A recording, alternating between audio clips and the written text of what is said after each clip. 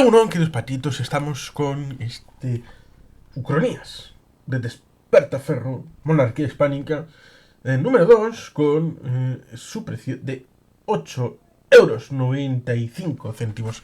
Evidentemente, como venimos la semana pasada, ya está hablando, tenemos estas Ucronías, que son los caminos no elegidos, y que tienen bastante que ver con la monarquía hispánica, pero podían ser otras circunstancias de otro momento y de otra relación institucional con otros pueblos, porque evidentemente todos los pueblos del mundo, todas las situaciones tienen momentos de giro, de cambio, en donde puedes elegir un sentido u otro, y por tanto depende de las elecciones. ¿Sí? Parece que los seres humanos todos los días tomamos cientos y cientos de decisiones, que unas son más importantes que otras, y por lo tanto, esos elementos de microdecisión pues también llevan a las macro decisiones que culminan con cambios, giros. A veces la historia nos suele recordar el hecho de que podemos poner el foco en las aristocracias, en la monarquía, respecto a las personas que lideran ciertos elementos importantes de las sociedades, y por eso habitualmente los historiadores se centraban en biografías y en puntos de giro como bodas, bautizos, comuniones, elementos bien importantes para construir el relato histórico general de los pueblos. Pero historiadores como E.P. Thompson, como El motín de la sal y otros escritos, tratan de incorporar la biografía del pueblo, las grandes masas absolutamente inermes en las grandes biografías, que solamente aparecen como decorado, que son parte importante de la construcción del día a día, que evidentemente también es historia. Y por tanto, ahí tenemos parte del intríngulis. ¿Por qué digo todo esto? Pues porque evidentemente vamos a ir con Don Carlos de Austria, rey protestante. ¿Quién es Don Carlos de Austria? ¿Quién es Don Juan de Austria? Tan importante en el ámbito de los Países Bajos o en la batalla de Lepanto, y que pudo haber sido un rey. ¡Ay, qué rey más rico habría sido! ¡Qué riquiño! Pero bueno, ciertamente no pudo serlo porque era auténtico o era bastardo. ¿Cómo era Juan de Austria? Coméntalo. Por tanto, Carlos de Austria en principio era el primogénito de Felipe II, ¿no? El príncipe Don Carlos, 1545-1568, fue el hijo primogénito de Felipe II, que como todo el mundo debería saber, duró entre 1527 y 1598, es decir, duró 71 años. 71 añitos, el rey prudente, que murió en el Escorial después de haber sido construido con una muerte horrible. No se la deseamos ni al peor enemigo. Pero ciertamente tuvo bastante penitencia ya con el hijo, que tuvo una vida bastante alocada. Y que, bueno, pues ciertamente es algo bastante relevante en la historiografía de la familia, y que a veces pasa. Y que, bueno, y es que las monarquías se basan en, bueno, no voy a ir al origen, porque eso me llevaría tal vez a pensar que en una invasión los que entran y son los jefes se ocupan de ser los nuevos líderes y se organizan aristocráticamente, de lo cual a veces la sangre es fundamento para establecer dinastías, y luego algunos países establecen que cuando se quieren independizar pues buscan dinastías en donde puede ser Zumalacárregui, dicen que pudo haber sido nombrado rey, dicen que Jefferson, bueno, tal vez tuvo demasiados enemigos republicanos cuando negoció con Napoleón, un emperador, pero George Washington, en vez de presidente, pudo haber sido rey de Estados Unidos. Recordemos que la presidencia de Estados Unidos tiene bastante poder y por lo tanto a veces se establece que es una monarquía laica de 4 años en vez de por vida. Y por tanto, bueno, siempre se puede peligrosamente el hecho de la monarquía, que hasta el siglo XVII no se establece la destrucción del símbolo en Inglaterra respecto de la Revolución Gloriosa que decapita a Carlos I. Luego volverá la monarquía con Carlos II y ahora está Carlos III. Los ingleses son gente simpática. ¿Cuánto Carlos por ahí? Y luego tendremos el caso de los carlistas de Carlos María Isidro, al que le ofrecieron la monarquía de México, antes de dársela a Agustín de Iturbide. ¡Ay, por los vascos! Tenemos por lo menos un emperador en la historia. ¡Qué bien, eh! ¡Qué alegría y qué alborozo! Tenemos también luego un libertador como Simón Bolívar, vizcaíno también. Y por tanto, ahí tenemos un elemento bien interesante para la memoria histórica de los vascos, ¿no? Tenemos vascos en todas partes del mundo. No tanto como gallegos, que gallegos parece que están en la luna. Para votar a Manuel Fraga, hay que votar a Manuel Fraga. Siempre. Antes, durante y después. Que Fraga dijo aquello de bueno, ¿por qué fue ministro con Franco? Y respondió, señora mía, yo hubiera sido ministro hasta con chista en viento. Y por tanto, era un deseo estatal, de estadista, el de don Manuel. Pero ciertamente la monarquía se basa habitualmente en luchas intestinas de la familia y a veces con razón de la familia teniendo una disfunción, teniendo en cuenta la endogamia que habitualmente ha funcionado dentro de las monarquías hasta el punto de que han tenido que abrir el espectro buscando gente fuera para tener dicho en bruto, esperma y óvulos frescos. Cosa que evidentemente le honra a Enrique VIII, pero evidentemente no lo está buscando por esa manera, sino por otras cosas. Porque él tenía una tara respecto al posible nacimiento de un varón heredero, lo cual evidentemente nos lleva a la reina Victoria, que tendrá su importancia porque será la reina madre de buena parte de la monarquía europea, ya sea Bulgaria, ya sea España, ya sea Rusia, ya sea Alemania, y muchos otros países más menores, por decirlo finamente. Tenemos Carlos II, el hechizado, que evidentemente es el hechizado porque el pobrecito era un dechado de desvirtudes. Pero bueno, ciertamente tenemos aquí el caso de Carlos de Austria, el hijo desdichado, porque todos sabemos que los Austrias, en el caso del Estado español, tuvieron a Carlos, después a Felipe II, después a Felipe III, Felipe IV y Carlos II. Y ahí tenemos el siglo XVI con 2 y el siglo XVII con 3. Y se acabarían los Austrias justamente en 1700. ¿Okay? Se le dio por morir el último año del siglo. Pobrecito, el Felipe también le dio por morir justamente frisando al final, en 1598. Por tanto, ahí tenemos el hecho de la monarquía hispánica, en el caso de los Austrias. Luego llegaron los Borbones, pero con la posibilidad de la incorporación del austriacista, en el caso de la guerra de sucesión. Pero bueno, ciertamente eso no tiene que ver el don Carlos de Austria, rey protestante, con respecto a ese caso del 1700 y pico, sino en 1500 y pico.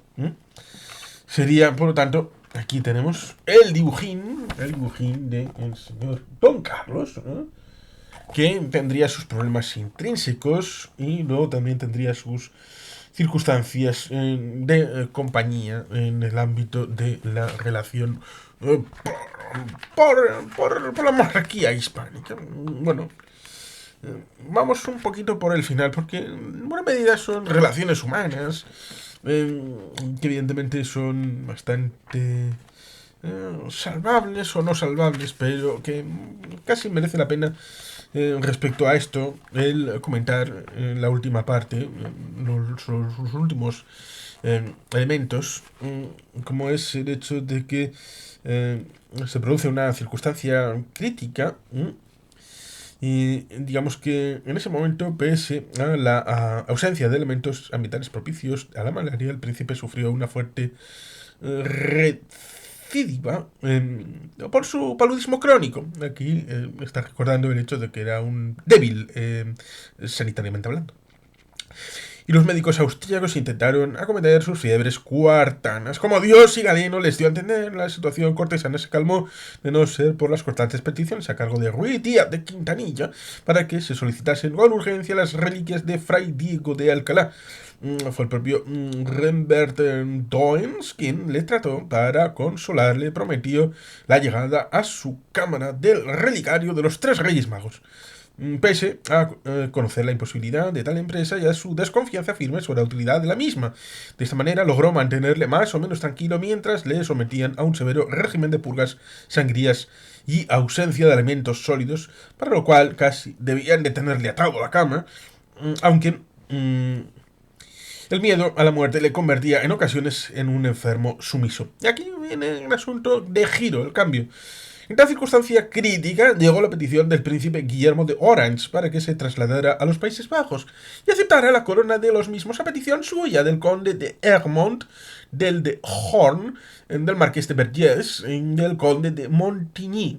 En cuanto mejoró levemente, le pusieron sobre una carreta en donde podía ir acostado mejor que en cualquier carroza y volvió al camino.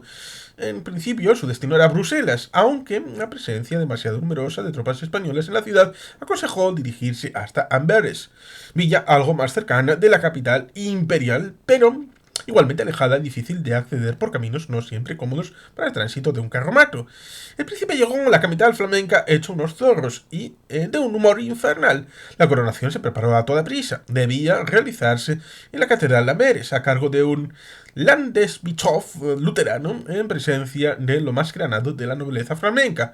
El día de la coronación llegó don Carlos a la catedral vestido con gran magnificencia y montado sobre un caballo blanco. A su derecha llevaba a su barbero, quien competía con él en su actitud desgarbada que contrastaba la palidez pintoresca con la rubicundez del privado.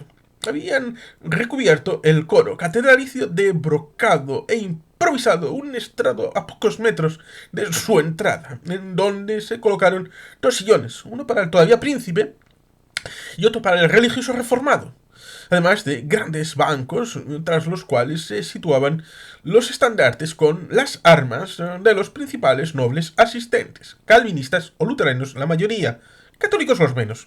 Apenas dio comienzo la ceremonia, don Carlos arrebató la corona al luterano y se la puso sobre su cabeza, mientras Ruy Díaz de Quintanilla se dirigía a los asistentes y les decía: si mi señor no acepta la autoridad del Papa, el representante de la verdadera religión, menos va a hacerlo con la de un perro alemán. Carlos se corona a sí mismo, en nombre de Dios, como rey de los Países Bajos reformados y representante suyo en la tierra. Deberéis prestarle juramento de lealtad. El príncipe de Orange inmediatamente se dio cuenta de la equivocación cometida y se ausentó disimuladamente del templo. El conde de Egmont se negó a jurar lealtad y le acusó públicamente de blasfemo y hereje. El de Horn también se negó, aunque no le increpó. Y el conde de Montigny, quien había llegado a uña de caballo desde España, intentó dialogar con él en castellano sin éxito alguno. El resto de la nobleza, verdaderamente perpleja, porque no entendía ni palabra de lo allí sucedido, yo tampoco entiendo, y sobre todo de las soflamas en español, hicieron de todo. Unos se arrodillaron, otros dieron palmas, algunos giraron sobre sí mismos y los más se quedaron mirando las musarañas. Don Carlos, convertido ya en el primer rey protestante de nuestra historia, se mostró francamente disgustado con los sucesos. Ordenó la formación de lo que luego se llamaría el Tribunal de los Tumultos o de la Sangre y arregló la condena a muerte por decapitación y la exhibición de los cuerpos de Egmont, Horn y Montigny. Vergés se libró porque había fallecido previamente en España de muerte natural. De esta manera, los flamencos conspiradores con el malhadado hijo del rey don Felipe acabaron sus días muy malamente. El horror y la indignación entre los súbditos de los Países Bajos alcanzó cotas nunca vistas. Guillermo de Orange, a la vista de los hechos, proclamó con rapidez su vuelta al catolicismo, su religión original, y los principales nobles flamencos hicieron lo mismo, pese a la orden dada por el rey Carlos de que se diera muerte sin juicio previo en donde se hallara a todo aquel que se proclamara o supiera secuaz de la Iglesia Católica. El 18 de agosto de 1570, apenas 3 meses después de su coronación, una turba enloquecida tras los estandartes de Cristo, la Virgen María y San Pedro, manejada en las sombras por el príncipe de Orange, asaltó el ayuntamiento de Amberes, convertido en palacio provisional del rey Carlos. Solo defendía de Agamano su fiel barbero. Ambos fueron arrestados, linchados y profanados sus cuerpos en la multitud furiosa, de la cual surgían continuos vivas a Cristo Rey. El desorden resultaba imposible de controlar por nadie. En ese momento sucedieron los hechos bien conocidos. El duque de Alba, enviado por el monarca hispano con toda rapidez, llegó a los Países Bajos a marchas forzadas al frente de los famosos tercios de Flandes. Entró en Amberes y estableció la normalidad con su sola presencia. Por eso es conocido el amor despertado todavía en la actualidad por su magnífico recuerdo entre las gentes de los Países Bajos, en donde se lo compara sistemáticamente con San Nicolás, y los niños más pequeños invocan su nombre cuando se portan bien y quieren recibir regalos de sus padres o tutores. Hay imágenes de semejanza de lo sucedido con la lealtad espiritual del tornadizo Guillermo de Orange. Toda la nobleza flamenca y valona proclamó su lealtad incrementable hacia el papado, la Iglesia de Roma y su majestad el rey de España, don Felipe, adoptado como el prudente en España y libertador en los Países Bajos españoles, en donde, por el contrario, a su desdichado hijo don Carlos se le recuerda como el demonio del mediodía. Indignados por el comportamiento de don Carlos, los flamencos y los tercios españoles asolaron los pocos focos protestantes existentes en territorios alemanes o suizos, puestos ya en sazón con la victoria anterior del emperador Carlos ante todos los príncipes partidarios de la Reforma. Por eso Europa permaneció desde entonces unida. De esta singular manera, el primer príncipe protestante español, don Carlos, consiguió la unidad europea en el catolicismo, celebrada y subrayada durante el Concilio de Trento. Evitó posibles guerras de religión en toda Europa y mantuvo una paz casi perfecta, solo quebrantada por pequeñas revueltas para conseguir la separación entre Iglesia y Estado. Sobrepasado el límite asignado, espera el autor Francisco Javier Puerto Sarmiento contribuir al mejor conocimiento del casi siempre despreciado rey don Carlos, el primer monarca protestante de la monarquía hispánica, y a desterrar bulos y visiones malintencionadas.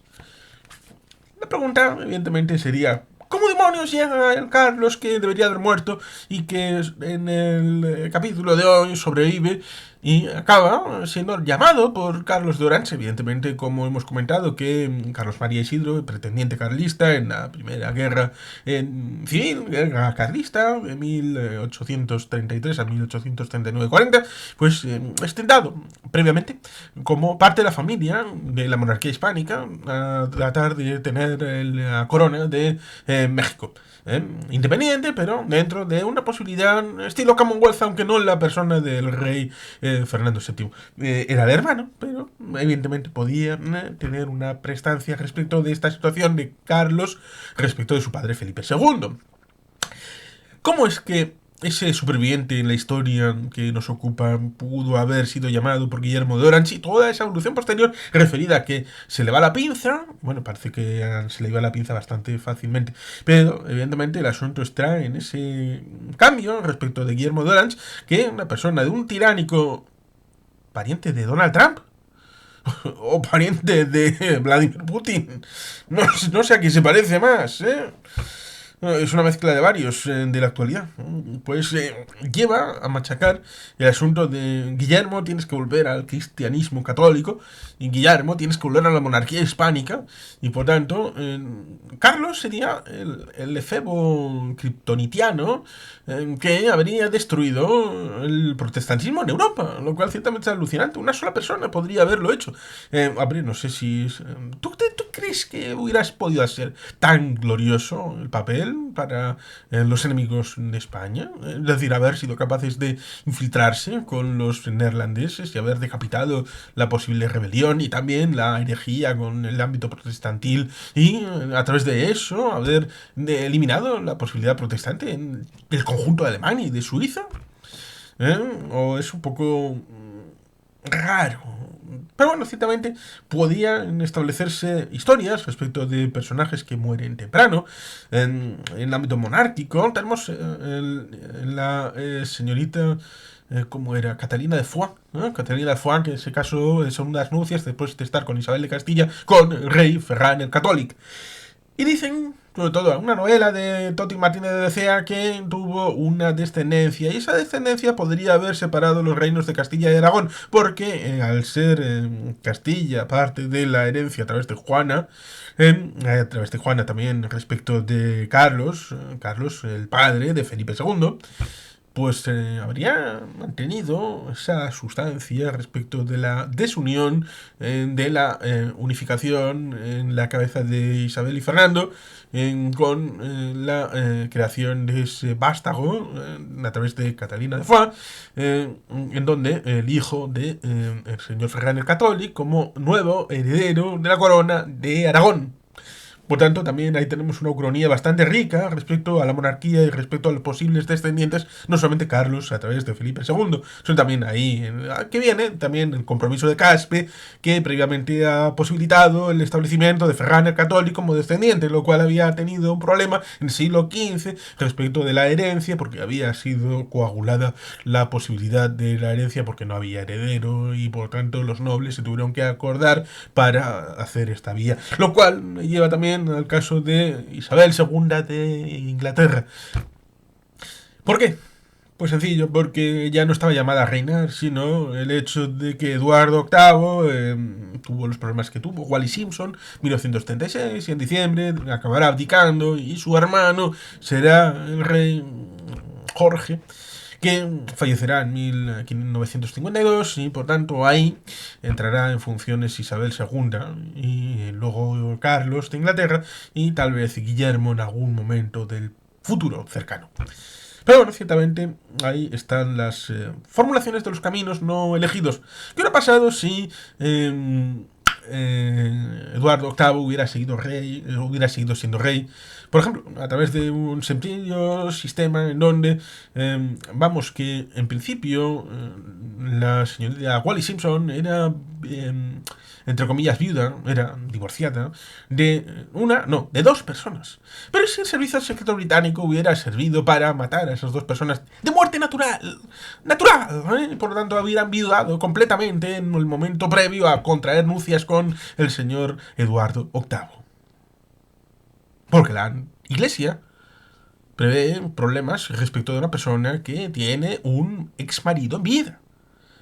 Pero si estuvieran muertos, ¿cómo hubiera sido la vida posterior de Jorge, de Isabel, de Carlos, de Guillermo? ¿No? En toda la línea alternativa de haber mantenido la monarquía en la persona de Eduardo VIII. Pero bueno, ciertamente ahí tenemos parte del asunto y de intríngulos que nos viene respecto del hecho de que Carlos se mantiene vivo en esta línea alternativa y se mantiene en disposición para hacer algo. ¿El qué? Lo meten en los Países Bajos y acaban teniendo una posición beatífica, lo cual seguramente algunos españoles de hoy, españoles de bien, agradecerán que hubiera sido posible, por ejemplo, hacer una bonita serie con esta ucronía que les llevaría al hecho de que la unidad española sería la unidad europea y la unidad del cristianismo católico. Bueno, ciertamente lo vamos a dejar aquí. Queridos patitos, es que ricasco, agur probat, Betty Helpian.